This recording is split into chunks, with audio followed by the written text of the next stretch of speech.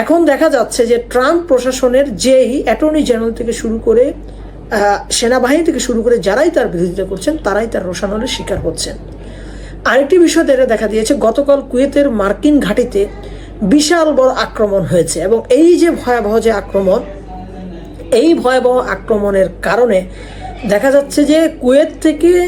যে প্রস্তুতি পরিচালনা করা হচ্ছিল যে স্থল অভিযান পরিচালনা করা হবে, সেখানে বিশাল বড় একটা ধাক্কা খেয়েছে আমেরিকা। এখানে একদিকে আমেরিকা দাবি করছে যে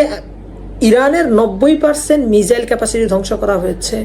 90% সেনা, নৌ এবং আকাশ প্রতিরক্ষা ব্যবস্থা ধ্বংস করা হয়েছে। কিন্তু ভয়ঙ্কর বিষয় হচ্ছে এই যে গতকাল যে পাইলটকে উদ্ধারে, অর্থাৎ F-15 ঈগলের যে পাইলটকে উদ্ধারের জন্য F-10 বিমান যেখান থেকে একাধিক ফায়ার করা সম্ভব এবং